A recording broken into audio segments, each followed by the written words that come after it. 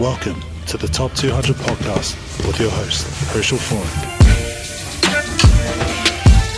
Welcome everyone. Welcome to this episode again. I'm so sorry it's late. This is the Monday morning meeting. Like and subscribe and comment and all that kind of stuff. Invite your friends to the only podcast that talks about first 15 rugby in New Zealand and across the world kind of thing. And we've got the best talent there is. And so I feel like I should spread it out and make sure everyone is aware of who's coming through. And so that's what I do. HSTop200.com. I know that the website is still messing up, and I know that things are not going the way that I planned on going. You know, like, it's funny, you know, they always talk about, and you hear these ads on like Squarespace and stuff like that, and they always talk about how it's easy to build a website. It's easy. It's like this and that. It's like, yeah, but maintaining it with like how many times it stuffs up and people are hacking into your computer, into your system, all that kind of stuff is more flipping BS than you actually having one and uploading stuff and keeping content up to date. Like all that kind of keeping content is the fun stuff. To me, that's all the fun stuff. Doing the rankings and writing and putting my thoughts out there on paper, even though it doesn't sound like, you know, a reporter, because I'm not a reporter, I'm not a journalist, I'm not any of that kind of stuff. But at the same time, it's just like when I do it, that's all the fun stuff. But then when you find out that your rankings don't work and it goes to somebody else's page and all that kind of stuff pisses me off. You know, that kind of stuff pisses me off. And so, and you know, like you would expect it to them to attack like bigger organizations and bigger companies that actually have this massive amount of capital that they can pay. But it's like, you're just coming to my website. It's like, I don't know what you're going to get out of this.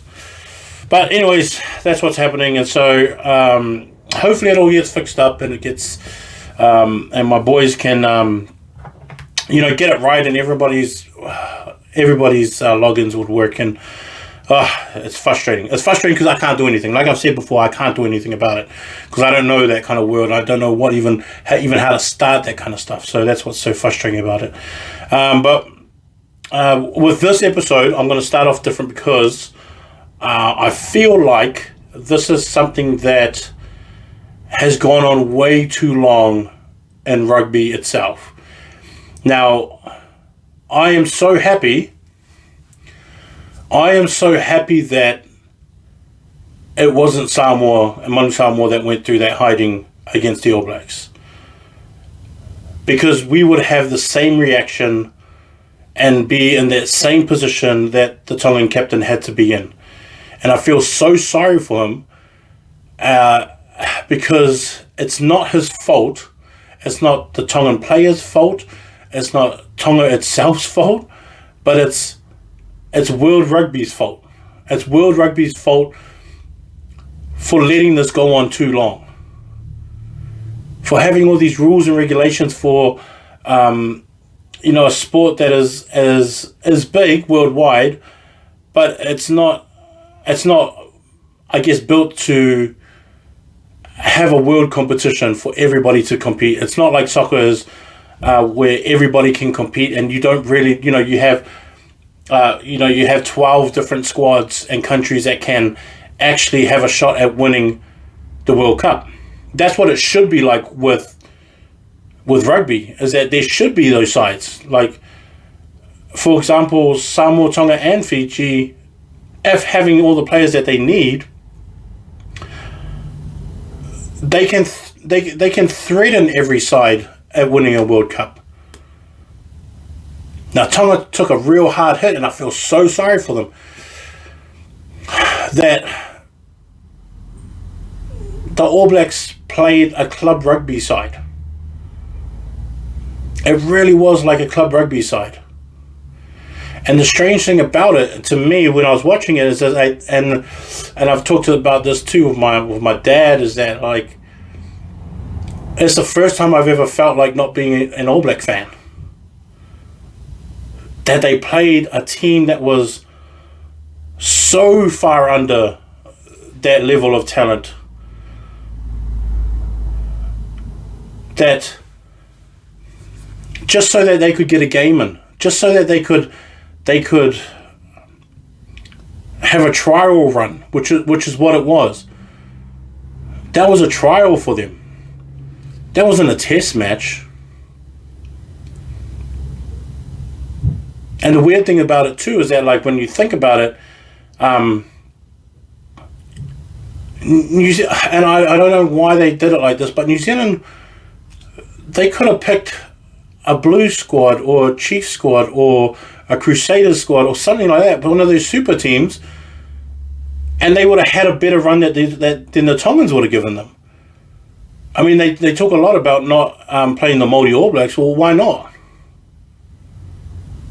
Like, what are you to fear? Why isn't that a good game? Or why isn't that a good matchup? Like, why did you have to go after a nation or two nations and we gave it up? We said no. The Tongans said yes with all their pride and everything. They just said yeah because, and I see the other side of it too, where Tongans is like all those Tongans and some of the boys that I know that are from top 200, like Viliami and Jeffro and like those kind of guys, and even Sam and Fini, like those boys who have been in top 200 to me, and I look at them and they go, this is their shot to play for Tonga and this is their shot to play against the All Blacks, and that will be a story that they can hold with them with pride, regardless of what the score is. They got to play for their country and they got to play against the best team in the world. But it was so lopsided in the way of talent and the way of skills, the way of everything. It would have just leaned All Blacks' way. And New Zealand rugby let it happen, as well as the world rugby let it happen too. And it shouldn't have. But I'm sure there was other options. There should have been other options. There should have been like these other kind of teams that you could have put together to go, well, why not have those Super Rugby teams? Why not that touring group that is going to North America, I think it is. Why not have them play? Like we always see these teams that are put together where it's got like the main All Blacks team, then what the second one and what the third one is. You see the third team and it's still got a bunch of All Blacks in there. Why not play that? Why not play that group? Why not play that team? Why does it have to be a test? And why did you guys let it get to that point where they were trying to just pick club rugby players just to fill in the teams? And yeah, it's great that these guys now have a cap on their name, but at the same time, it doesn't help. It didn't help. I don't even think the All Blacks learned anything out of this. And it's so bad that I was like thinking about it. And I was thinking, well, what are the other ways that you could have done it? Like, could have New Zealand said that all the Tongans that are signed under New Zealand rugby, could they have loaned them back to Tonga? Could they have loaned them back to Tonga? Could they have loaned them just for that and then got a special pardon from World Rugby to say that, yeah, that's not going to count towards their eligibility, but we'll let them play just so that you can get a good contest out of it. You can, attract more people, attract a better game, attract, all these guys that are all part of Super Rugby and that are all Tongan, have all got Tongan heritage. Why couldn't they have played? Why couldn't you have put them in and just given that leniency that we can do it, especially in the time that we're at, where those players couldn't come from over in Europe and make up those numbers? Why is that? Why couldn't that have happened? Like,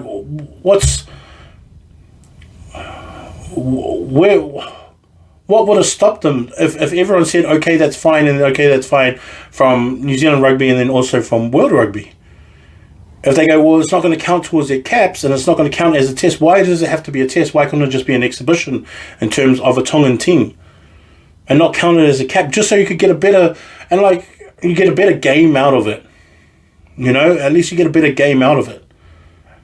And I can understand why none of these, and I'm not saying that they didn't think of it, I'm just saying, why didn't they let it pass? Why didn't they just let it happen?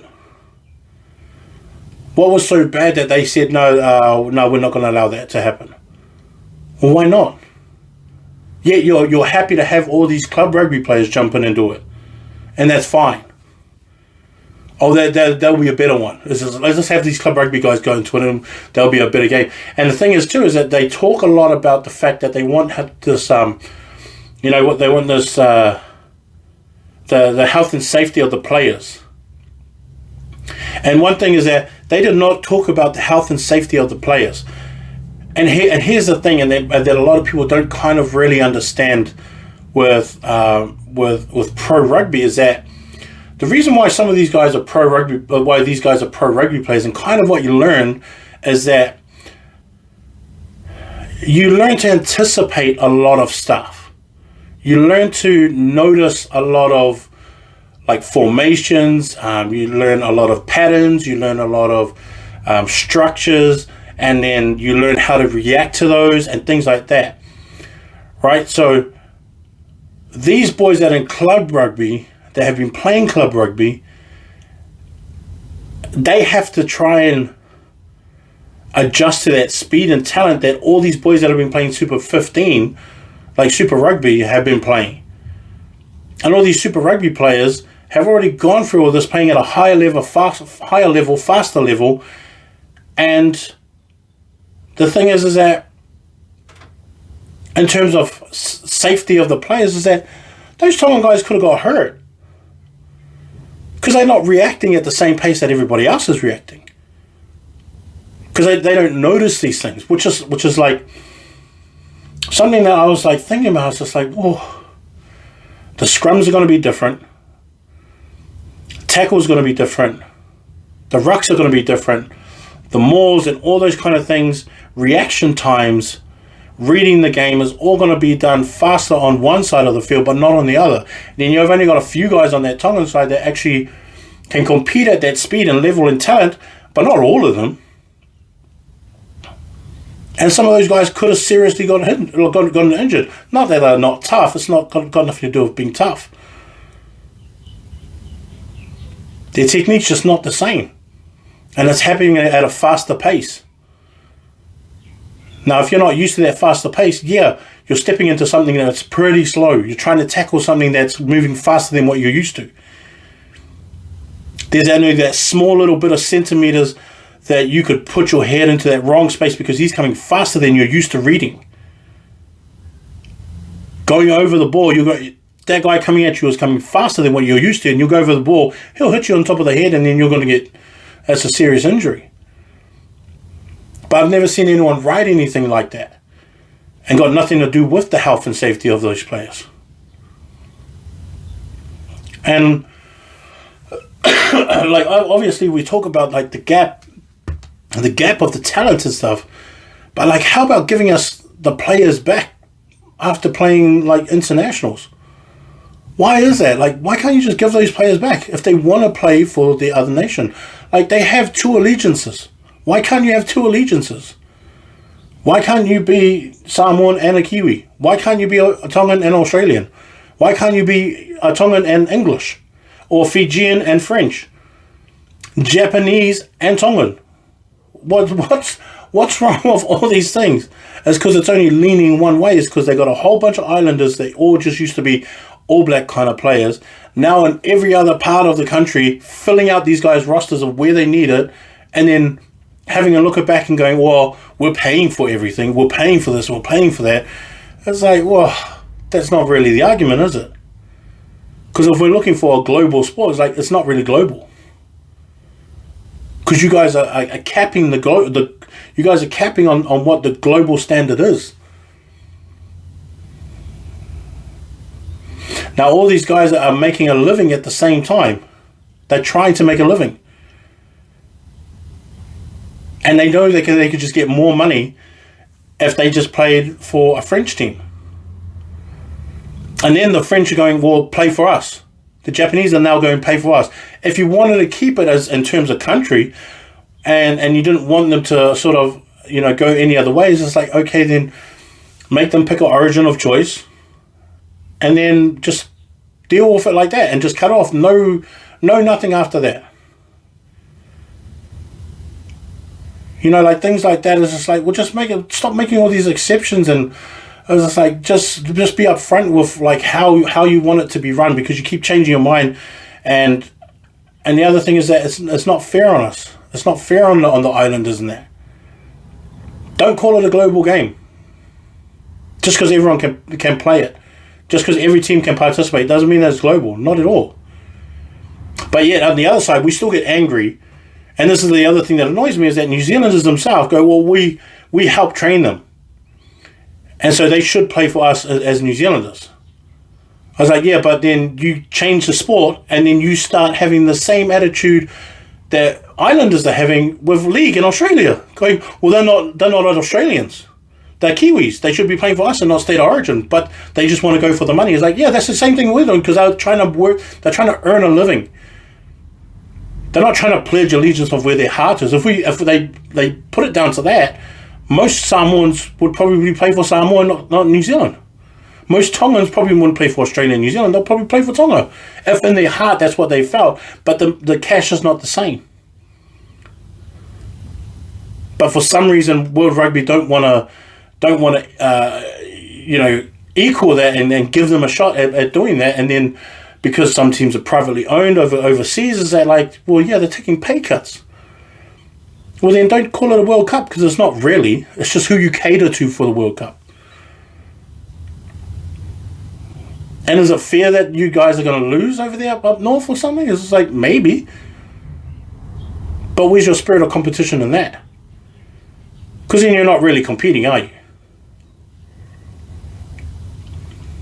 You're really just trying to stack one side of the draw, really. Because let's put all these guys back into their nations, or who they really want to play for. Money aside, who they really want to pay for. Money aside. Maybe come World Cup time, everyone should be paid the same thing. World Cup time. And maybe in World Cup time, allegiances of whoever you choose should not be a point of selection. Like you shouldn't be able to. I think when World Cup time comes, maybe you can choose for who you want to play with. And money shouldn't matter in that. And maybe money shouldn't be different, or maybe they come up with some kind of salary cap on how much you could pay a player in terms of representing a country. Because that's so unfair to smaller nations with not as much money. Let's say if you got like someone like the Chinese, and you got 3 Chinese guys that will go, billionaires who can go, oh yeah, we'll bankroll them. We'll bankroll those nations. How would the world feel about that?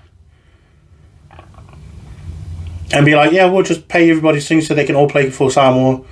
Pay all these kids coming out of, like, what if I told all these kids, is like, how about I find you guys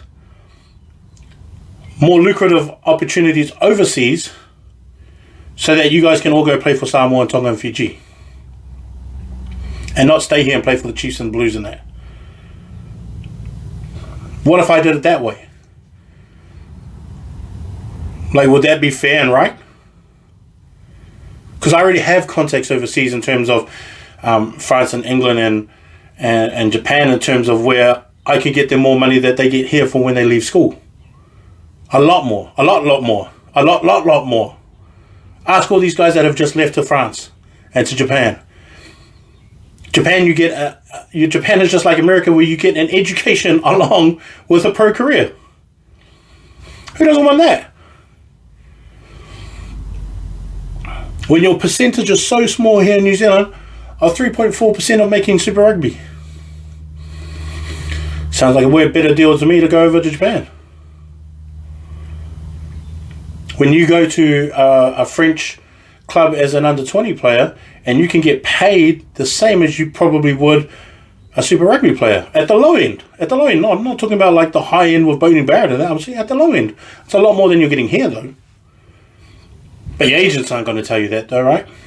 But then it gives you space to go, well, I can play here in France, get all my money then, and then sort of make my way back to Samoa and Tonga and Fiji if I wanted to. And still be able to have that, that money on the side too. But it's just unfair. It's just unfair, and it sucks that New Zealanders are making the same excuse that everybody else makes, But when you change the sport, the same guys are having the same excuses as the Islanders are having, but with reunion, and they're doing it with the league and going, well, that's not fair. He's a Kiwi. He was brought up here over this, but he should be here. But he's gone over there for a few years, and now he's playing Origin. It's just like, well, why do you understand your argument but not ours on the different sport? It sucks. It's so unfair, and I feel so sorry for Tonga. I'm so sorry for those guys that played in that game. That they had no shot. And it's not a shot at them, and they had no shot at winning. I would have been interested to hear what their pre-game and mid-game talk was. And it probably would be about pride. Probably would be about representing their country and who they are as people. Yeah, you're going to lose by 100 points, but the pride factor's not gone. And I don't even fault them at all for their pride either. I give it up to them for the pride that they were able to stick up and go, well, we're going to get smoked, but we're still going to go as hard as we can. We're not going to give up. Regardless of what the end score is, we're not going to give up. We're always going to do our best from 0 to 80. But something has to change. It has to change. And Ben Artinga's post is right. It's like, are we going to wait another 20 years? And then still not move? Like that needle's still stuck?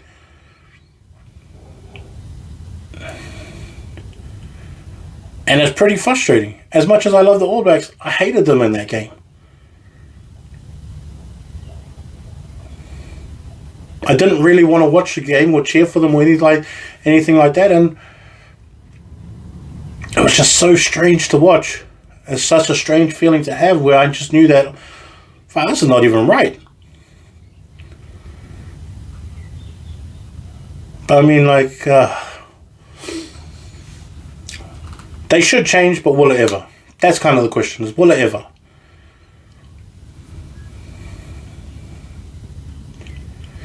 And the thing is that Islanders don't really have a say, because they're the ones that have family still in the islands, have family that are relying on them, and the fact that they use their talent to try and make things better for their family, they're in that position to do that now, and then to give that up. Like you may say, is just like, well, how much pride do you have? It's like, well, you're not in that situation, so you can't answer either. Like, don't talk about their pride and their culture when you're not in that situation to even answer that kind of stuff. You know, like, and that's the most ridiculous thing I've ever heard, and especially coming from Kiwis talking about that stuff. Man, shut the F up. It's kind of what I want to say to everybody. I say, you don't know how it is for these fellas. You don't know how hard it is for these guys to want to play for their nation, but it's their living that's on the line. And don't talk about their money and their pride and their culture. Man, shut the F up. You don't know how it feels for those guys. How much sacrifice they make. And New Zealanders, and to me, New Zealanders are starting to sound like the worst ones. For a minute there, we thought that we were actually helping. I was like, I don't think we are. I don't think New Zealand is helping Samoa, Tonga, and Fiji. It probably is just a front. Feels like it. Feels like New Zealand rugby is just a front to say, oh, we're doing our best in this and this. It's like, well, I don't think you are. Because there were a lot more different options than just that. Calling it a Tongan team when it was a club rugby Tongan team. It's what you should have put on it. Anyway. Starting to get me angry. Because it is. It's pretty annoying. But let's get back to First 15 rugby. Alright. I had a chance to go and watch Rathkeale play, and check them out for the first time in a while. You know, I try and catch as much teams as possible. You know, like, I think that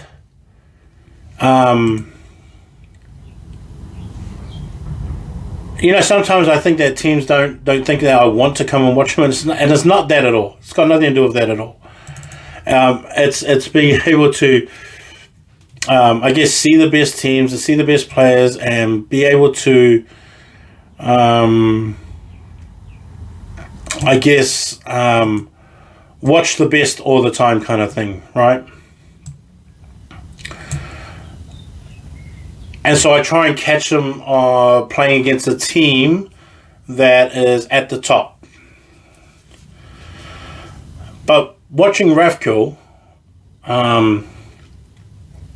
I thought was a lot better side than what I was expecting. Now, I've talked about Leon Tuiloma, the hooker for Rathkeale, who's a young year 13, and he sort of it really did boost me up in terms of how good he actually is. And I still think he's the best hooker in the Hurricanes region after watching him play. And the other thing is that Ezra Severe, the tight head prop, to me, I think that I've really underestimated of how good he actually was. And seeing him again this year, like I've seen Rathkeale twice on tape and then gone to see them play live. And Ezra is a lot better than I thought, and I have been underrating him since the start of this year. And I was wrong on that, and he definitely belongs in that tops in one of those top 200 rankings. Like he does, he really is that good. And the other guy that I thought too when I was watching him as well is that, you know, Sam Mathewson, right? And he's probably been told this how many times. But he is a forward playing in the backs. He is a legit number 6. He's a legit blindside that will get you meters all day. And I feel like he plays in the back line because he's probably their best option at centre. I have a feeling that when he gets to club rugby, he's going to dominate when they force him to go to 6. I don't think he should be in the lock because he's about 6'5". I don't think he should be locked, but I think he should be a blindside. And I think he'll be great playing out on the edge, playmaking and distributing on the edge, and really creating that mismatch because he's fast. He's really fast too, and pretty quick off the mark, more than what I expected. And I know that you guys as players have this dream is like, yeah, I want to play center, and I'm just stuck on playing center, and that's fine. Like if that's what you want to do, and you know, being a professional is not kind of like your vision, but it's just, you know, you're just playing rugby to play rugby, and that's fine. Then cool, you could stay at center. But I believe that if he moved into 6 this year and got himself ready for next year, I definitely think that he would be part of that part of that under-20s for Wellington, for the Hurricanes, and then probably the year after he'll probably be ready for New Zealand under-20s as a 6, who is dynamic, who is quick and fast, and you know, just a good rugby playing mind, just the way that he plays. I don't know, you know, I haven't seen him like actively around the rucks or anything like that, but I don't doubt that he could pick that up easy. But I feel like that I think if he did it at the beginning of this year, I would have probably seen him as one of the better flankers. It would just add to another flanker problem, to be honest. Where even in that Hurricane region, it'll be hard to you know, put him behind some of those other flankers and number 8s in that Hurricane region. It'll really be a hard one. But I think that if he moved to 6 already, like, he would be a hard guy to sort of ignore that position. And he'll be great in the lineouts too. But I guess that's just up to him. I mean, even in the game against St. John's, is that they had a great first half, and then it was the second half that they really fell off, and it wasn't really to me, it had nothing to do really with the structure that they were playing. I just think that the speed of it kind of got to them a little bit on defense, and they couldn't, like, and it's funny too, because when they went on defense, they kind of struggled, but when they got the ball back, then they really made meters, but then would just make mistakes or just little turnovers and things like that would cost them, or they had a few scrums that they got pushed back on. Even though they were winning the scrum battle most of the time within the game, but there were just the times that they lost it at times that were, to me, were really crucial. Even in the lineouts were the same thing, but when they got the ball back, they were great, but when they went on to defense, it's kind of like they started to fall apart on defense. But that CNI competition is a hard one to be around. I actually think that, and they're hard because because these guys, sorry about that, there's so many good teams in it. I think the only one that's really, really struggling is Francis Douglas Memorial, is the only one that's really, really struggling. Even Hastings, St. John's Hastings is putting up a front. Obviously, Lindisfarne is one of the top teams in there. You still got Whanganui Collegiate, St. Paul's, St. Peter's, even Wesley, even though they're struggling in terms of wins and losses, they're still being able to compete every single game. So is this Fielding, who's in their rebuilding stages. Fielding and Wesley are both in rebuilding stages. And rebuilding stages in terms of like private schools and stuff like that is a bit different from boys' schools. St. Paul's are the only one that have kind of figured it out how they could roll over every single year and still have guys that will keep that standard up. That's why they've won so many years in a row, like something like 8 out of the last 10 or something like that in the CNI. So they're the only ones that kind of really figured it out. But it's just a high standard that they've been playing at, and so in the CNI it's tough. But the CNI, to me, is such a good level. They have such a good level of talent that I think that if you were to make a CNI tournament team, they could probably beat a Super 8 tournament team. They have the players and talent to take on the Super 8 and probably beat them. They'll have a good shot at beating them, because they also have the players too. I think they'll be able to beat the Blues under 18s if they could put one together.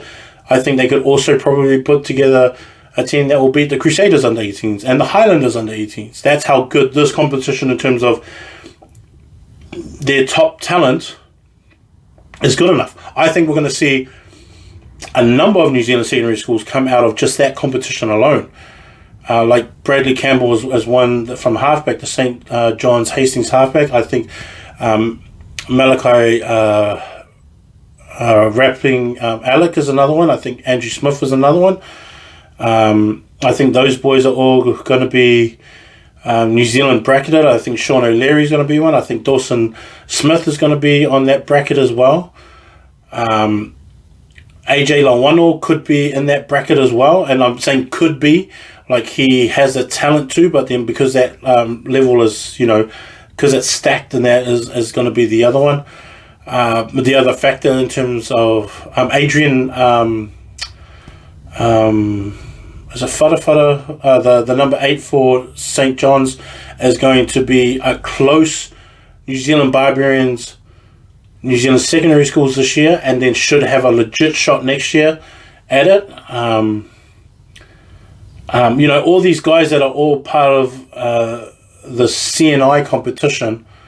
I mean, even Tino was it Savea is the other one too, from Lindisfarne. He's another one as well that you can't, like, I know that he doesn't have the experience that a lot of these guys have playing at all these bigger schools, but you can't deny how hard he runs and how physical he is and how dominant he can be on the field.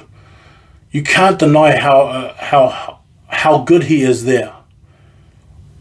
And even in that Hurricanes region, I still think him, Gullah, and Cooper are probably the best 6, 7, and 8s probably in the country in terms of Hurricanes, Chiefs, the regional teams. I think I would put that one up against anybody, and I think that they would do better, even more than the Blues and the Chiefs, and even the Crusaders one, who's pretty good too. And they probably got to figure out down in the Crusaders who their best 6, 7, and 8 is going to be, because they have a few options down there too. I still think I would take those Hurricanes of Cooper, Gullah, and Tino over probably the rest of them. And so, to me, when it comes to that CNI competition, in terms of individuals, they bring out some of the best individuals that there are. The teams as a whole, because we know that private school teams, they really struggle on the bench. They usually have a pretty strong 15, and then the bench is kind of like, how much, what can we do here, And so, I just think that even though some of this competition, like even like Francis Douglas, as bad as they're doing it in a competition that's pretty high. That's kind of like, the Super 8 too. Like when that sometimes Gisborne boys who haven't had a good run in Super 8 for a long time, you're just like, yeah, but you were talking about Super 8. That's not just like a normal competition. It's hard to get wins in the Super 8. It's hard to play week in and week out in the Super 8, knowing what teams you're going up against. And that's why I always have this argument with people about Super 8 being the best competition, is because it's like, yeah, but you've got 8 hard, legitimate teams. Auckland 1A Comp this year have Wellington College in there, who St. Peter's just scored 100 points on.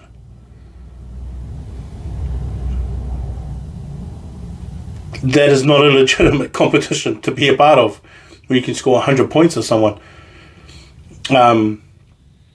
Dilworth was lucky they have a pretty good team this year.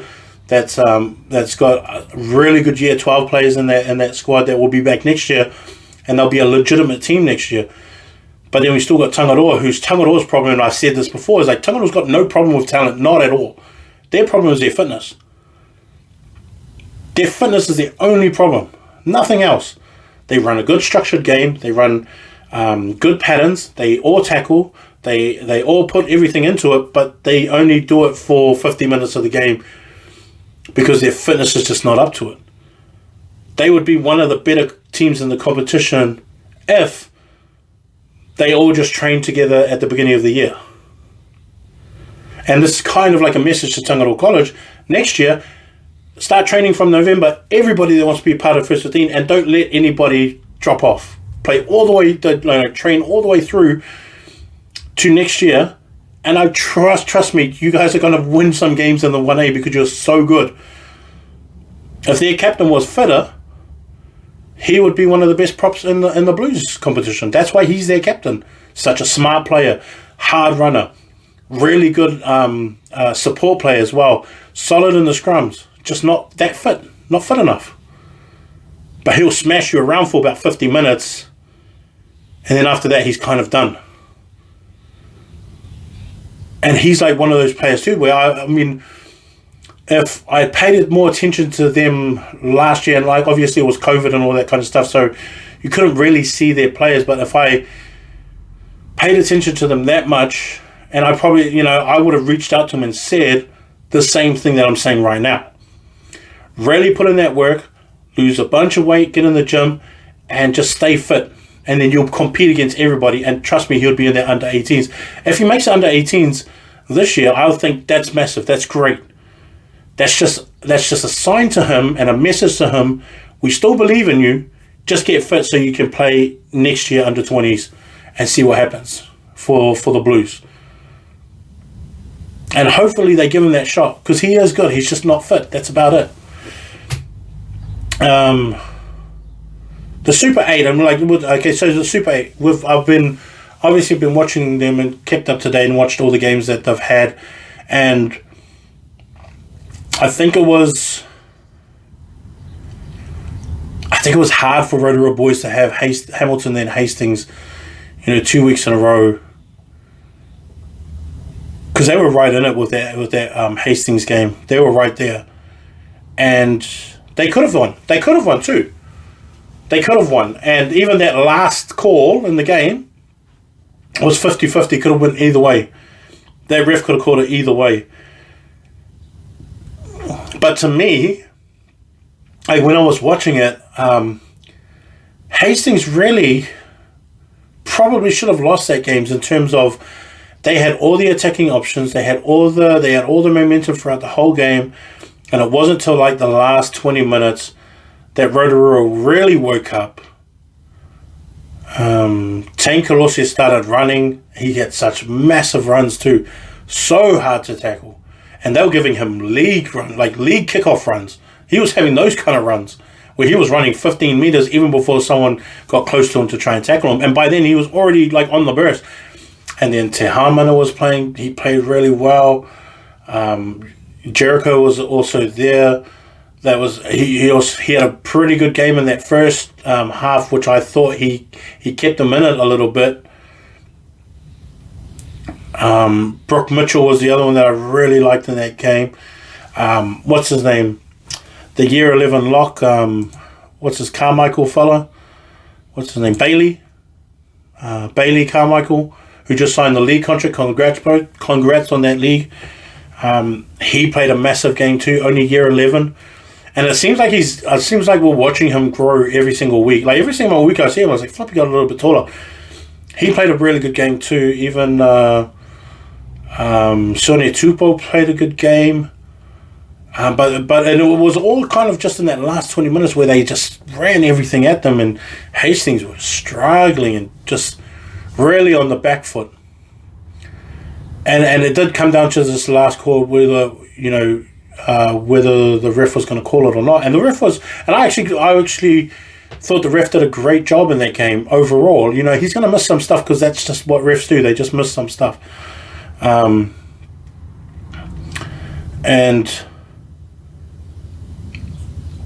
I think that game too, really, I think that game too solidified what the final is going to be, and I think it's going to be Hamilton and Hastings. And I actually kind of think that Hastings have a shot to beat Hamilton in that last game of the Super 8 before the fight. Oh, they're having semis. I don't know if they're having semis. I've got to check if they're going to have semis. But I think Hastings can win. I think that they have the talent and the players to win. They just got to have that, I guess, that longevity in the game. Cooper Flanders he's the flipping best. That kid is so good, and he does everything. He does everything. But I think that it's come down in terms of the Super 8 is that's who the final is going to be. It's going to be, Hamilton and Hastings. The other competitions, because I think who is it? I was looking at the Wellington region, right, and I had the high hopes for Wellington, and I still think that they're on their way. They're down here at Quad. They're down at Quad now. I still think that they're on their way. I don't know if they got their combinations right. I have a different opinion of what their combination should be and what players I think should be in there. I do think, and I spoke about this before, where I thought they were kind of a bit soft in a way that they weren't that physical and mongrel, but I think that they're getting better at that kind of stuff. Hopefully they show it in Quad today. But I kind of think that they are the best team in the Wellington. I know that they lost to Scots. I think if they make it through their semis and they get to the finals, I actually think that Wellington's going to win it. And the mental side of it is what's going to break Wellington to me. I think that they have the players. I think that they have the structure. And I think that they have a game plan that's good enough with all the runners and pieces that they need. But if they get psyched out by Scots, because I kind of think that Scots and Wellington are going to be in the finals. I don't know about Silverstream, who was kind of one of my early favourites too. I don't know. I feel like they're just kind of slipping a bit. I'm not too sure what it is. They just kind of feel like they're slipping. If they can catch themselves, then it'll be all right. Then they'll be back again because they You know, they have a bunch of good players anyway that can carry them through, but it just feels like they're slipping a bit.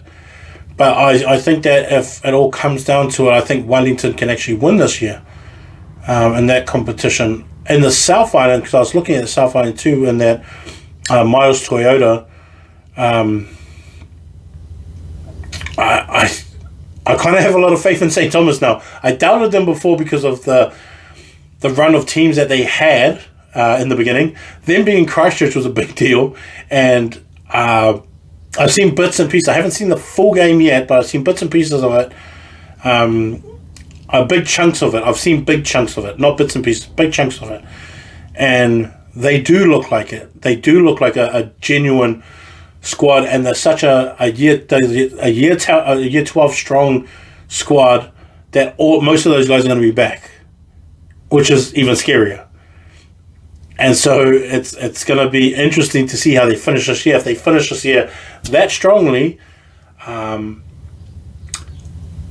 maybe they're the front runners for next year's number one team in the Miles Toyota. And I kind of want to see what they look like against St. Bede's, which is their last game, I think it is. And even if they don't win against St. Bede's, but they just do well, I think that's going to be a good up for them when it comes to semi-finals time, because I think if they get that confidence from staying close to St. Bede's, who I think is the best team right now, I actually think that they could be like upsetting a bunch of teams, getting to that finals, and then maybe even winning it. But with all these guys stay together and then come back next year and all of them are still here, I think that would be probably the best team in the Miles Toyota Cup championship next year, which is a great position to be in. I know that they'll lose their first 5 because he's year 13, but I think there's a few boys, I forgot what their names are. I think there are a few boys in there that could actually take that role of first 5 and maybe just rely on the forwards a little bit more, because I think that they have enough players to do that. I think they have enough guys around them to really control the game and to not lose focus on what they're supposed to do in the moment. And even though they lose their first 5, they still have other guys that can sort of talk them around the field and stuff like that. So it's going to be interesting because, you know, Christ College, who are also doing pretty massive this year, and I wasn't really keen on what they had, but they just seem to be putting it together. And it just seems to be working for them, but I wasn't quite sure how they were going to turn out. But they've also got a pretty young squad too, and so you know, they're going to be a pretty hard team to beat next year as well. But St. Thomas just have this thing about them. I'm not even too sure how it's going to carry them through if they're a confidence-based team. But I feel like they're one of those teams that just need that confidence, and then they'll just get through it. You'll hopefully get through it. I don't know. It's a hard one, because I mean, like, if you look at someone like Timaru Boys, right? Like Timaru Boys, who's I think Timaru Boys, they've relied a lot on their loose forward trio, which is such a bloody good trio that trio that they have, where they have David Eade. I think his name's Eade. If I'm saying it wrong, let me know how you say it. Him, and then Fletcher Joyce, and then Tai Pangai is the other one at number 8. Those 3 alone in terms of work rate, and then even carrying the ball, because David and Tai are really good ball carriers. They do a lot for like Tane Cordell Hull at first 5 in terms of giving him that space and time as well. And then you got Bede Fisher, who I like a lot at prop, the year 12 prop. Those 4 alone are good enough that it gives them back so much space to move and to work with, and that time for them to to be able to test things out and just to see how things go. And they offer a lot because, you know, Bede is really good himself. That's himself. And that's him being a good supporting runner, good cleaning out and all that kind of stuff. But then you still have Ben Bartlett and then Cameron Finnick, I think his name is. Oh, Ficken. I think it's Ficken. I think his brother Shane was in the team a few years back too. And then those kind of guys, just as a forward pack, really give that back line a great platform to just attack off. And then Ned gets the ball out fast. So got Tane is really good. Joeli is the other one that's on the wing. Which wing? I think it might be like left side. Who also gives you a good hit up. And then what's the fullback's name? Max Atkins, I think his name is. He's the other one too that as when he brings the ball back, he just puts them in good positions, and then Finlay is fast enough to get back and be the first guy over the ball, and then David's always kind of there to give that support, like things like that. So I think Timaru might be one of those. Timaru is one of those teams as well that is going to be like St. Thomas, is going to be like Christ, is going to be like St. Bede's, and teams like Stack and Christchurch boys are going to have to watch out because they're going to miss out on that top four. They might miss out on that top four. And home advantage is massive.